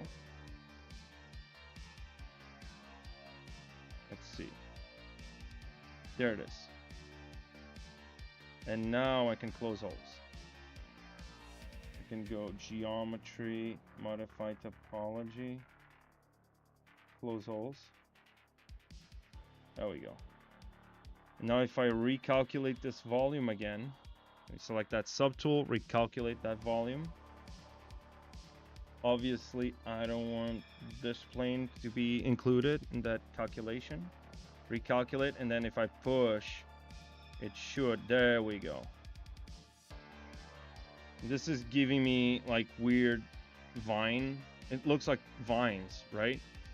If we don't want that, here's a cool thing that we could do. Let's say you're just looking for like doing rock striations or something like that, right? And then go over here and then just push it back. And what you can do now is you can run a dynamic subdivision on this. Go down to geometry, dynamic subdivision with thickness, and you can offset this to 100. Maybe you don't want that much thickness, like that. And now we can make this a live boolean, and it's giving you that pattern over there. Maybe it's still, because it has some inflate over there. Maybe we don't want that inflate, just do recalc. And we could do the cloth simulation while it's doing live booleans, and you can see what it's doing. It's doing that rock kind of like erosion effect, right? Oh, look, it's Batul and Brenda calling me from the balcony. Hi, Batul. Hi, Brenda. How you guys doing? These are people from the office. Yeah, Slime Bridge is an underrated feature. I feel like a lot of the stuff that you can come up with, this is just a cool pattern-ish kind of look, right? But just imagine, like, because now what I can do is I could come over here and I can use this on this. Obviously, I would use this with this, right? So I would have this as, let's say, a separate start group or an actual folder. I can do new folder. I can call this bool and then just move this down over there. And then obviously we can still up the thickness. No, that's too much. That's just too much. But we can inflate this locally. Let me just inflate that a little bit. Inflate that. Because I feel like some areas are just, oh, but it has thickness. Okay, let me turn off dynamic and inflate. Yeah, I can just draw using our inflate brush technically. Dynamic, I want to do smooth subdivisions. So I can pick and choose where I want that sort of erosion effect to go, right? Using Slime Bridge. So if I go like over the top with this, obviously this is not clean, right? You would have to sculpt on top of that. But then again, you have Sculptors Pro, so you can use the live boolean mesh and then just with Sculptors Pro, just clean that up and make it sharp, right? So let's say I have this kind of like pattern going over here. I don't want it to touch that edge over there because again, I want this to remain tileable. So I don't want to touch that edge. And then just keep on smoothing and then just using your inflate brush just to create some of these striations. And then if you live boolean this, if you go over to this gear and do boolean, maybe let me do it with dynamic. Do I want to do it with dynamic? Definitely not. I just want this like that. So I want to go and do boolean folder. It's going to run the boolean and hopefully not crash. Well, we got food. They got food. Not only Brenda and Batul are waiting for you. Exciting, yeah. What? Okay. They got food. Just wait on my live boolean result. I'll be right there, Brenda and Batul. So now we got polygroups for this. So what we can do is we can either go to our contrast brush and just do this, or we can start actually sculpting. So if I go and use my mallet fast brush, my mallet fast 2, which I have it loaded up on ZBrush, but it's usually up here in the light box. The brush on mallet brushes, where's the, oh, Jesus, where's the mallet brushes? There you go. These two, mallet fast 2. And so I want to go over to stroke and turn on Sculptors Pro. And now I want to maybe with a higher setting or lower setting actually on the subdivide size, maybe 0.75. And I can pick this and I can start complementing that sculpt with striations. So the design is made with some randomness by using dynamics, right, with Slime Bridge to create that idea of erosion, right? But then, and remember, I'm sculpting on this, not on the actual plane, because at the end of the day, then what I would do is go and put this behind the high poly, not the high poly. Well, yes, the high poly, which is over there, right?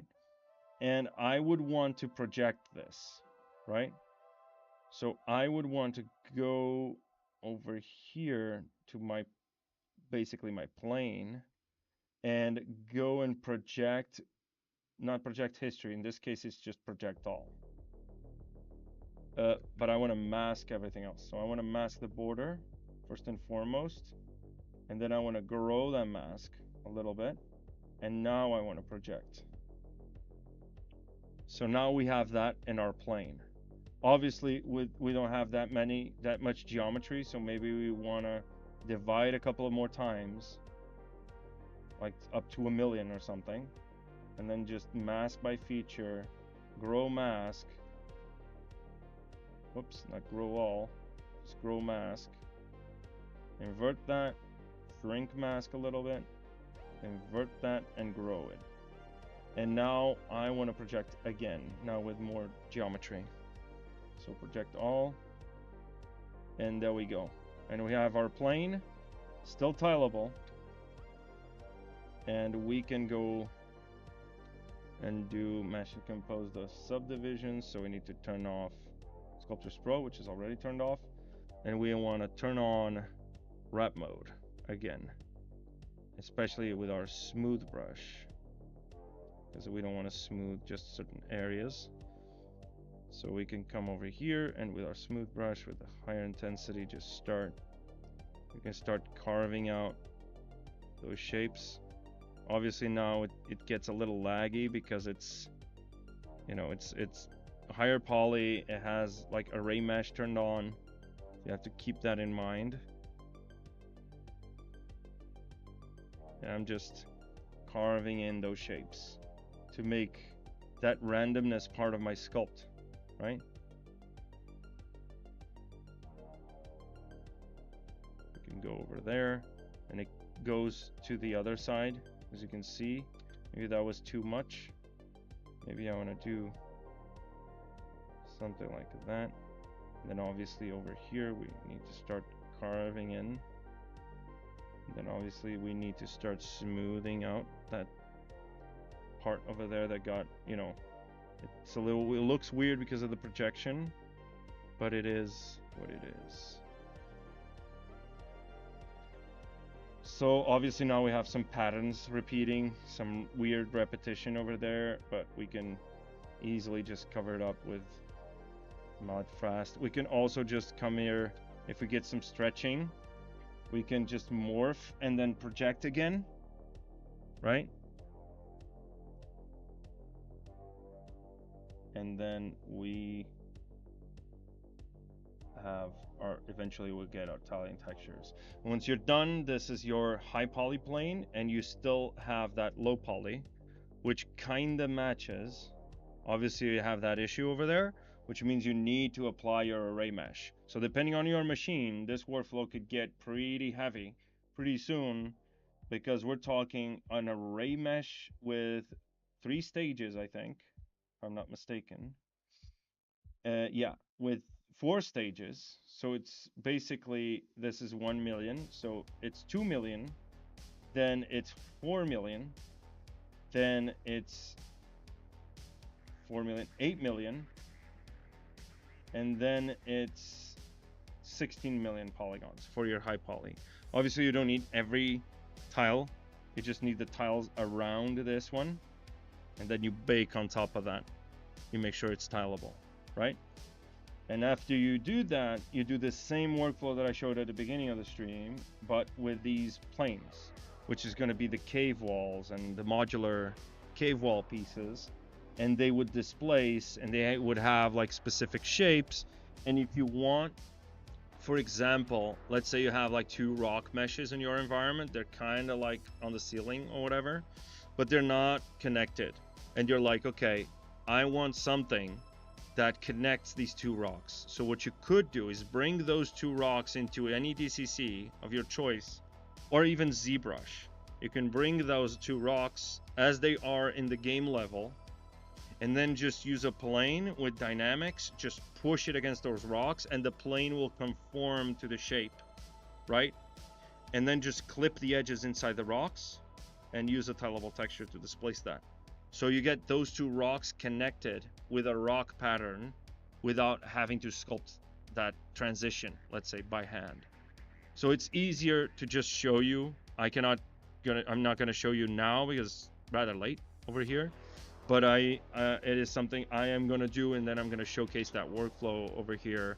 I mean, you guys know me. I'm pretty sure a lot of people are interested in characters.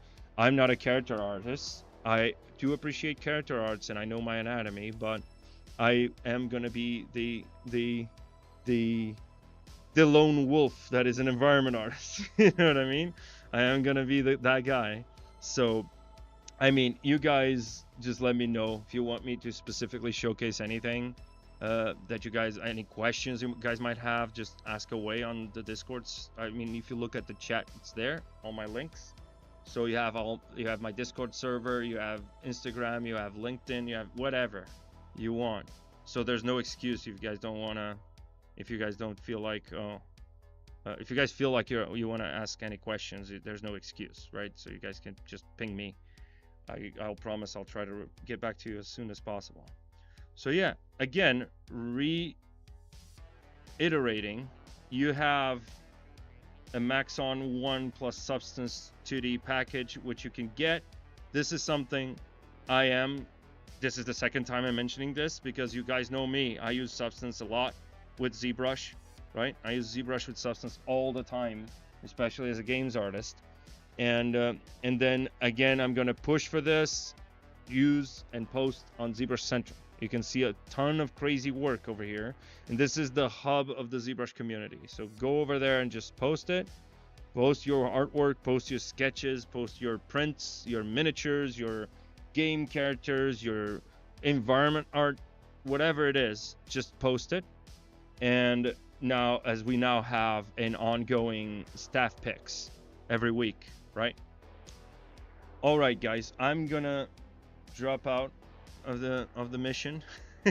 I'm gonna call it a day. And yeah, Brenda is saying food time is over. I mean, I'm not that hungry. I don't know why they're trying to convince me with food, because it's like I'm not that hungry. But oh well, too late for what? All right, guys, I'll see you hopefully soon. And again, just ping me if you have any questions. And I am out. Bye-bye. See ya.